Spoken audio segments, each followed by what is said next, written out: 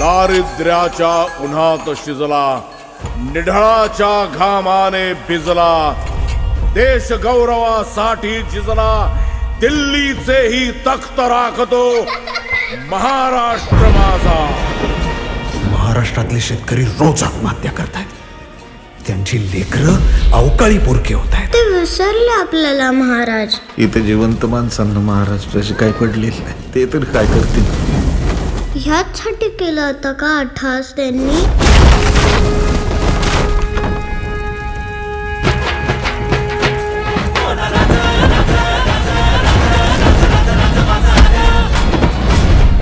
कोण आहेस तू?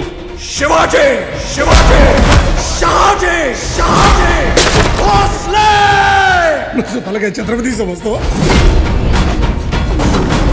नुसतं समजत नाही. आहेच. वा वा वा. साठी हात जोडतो, नव मुघलांचे तात तोडतो. कोणी एकेकाळी बळीराजा म्हणायचे आम्हाला. भिकाऱ्यापेक्षा वाईट अवस्था आहे आमची. काय थेरड्या पायतानाच्या चमड्यासाठी आहे ना लय जनावर मारतात. जनावराच्या ऐवजी शेतकऱ्याचा कातडा वापरला ना, अहो लय धंदा. शेतकऱ्यांच्या साथीनं आम्ही आमच्या स्वराज्याची गुढी उभारली. त्या शेतकऱ्यांची अशी अवस्था बघवत नाही तात्या. सगळ्यांनी त्यांच्या समस्येकडे पाठ फिरवली असेल, पण मी नाही फिरवणार. स्वराज्याचं तोरण उभारून 379 वर्ष झाली. मुघल संपले.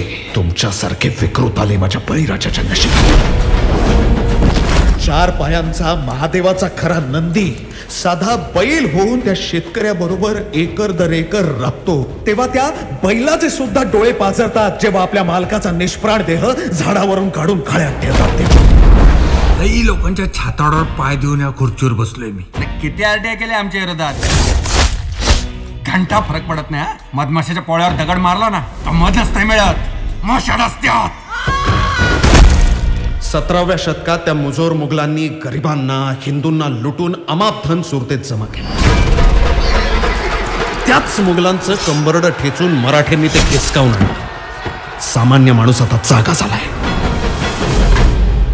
आणि जोपर्यंत तुमच्या सगळ्यांची होळी करत नाही ना, तोपर्यंत तो थांबणार नाही.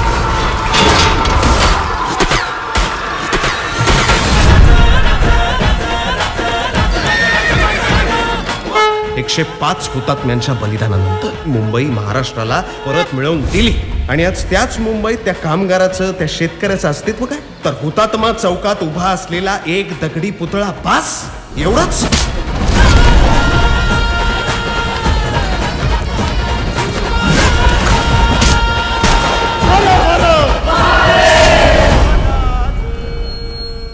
मला ना माझ्या देशातल्या शेतकऱ्यांना ना फक्त एकच गोष्ट सांगायची आहे.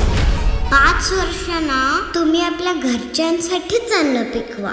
मग कळेल सगळ्यांना की शेतकरी किती महत्वाचे असतात. श्वास माझा, ध्यास माझा, नसा नसात महाराष्ट्र माझा.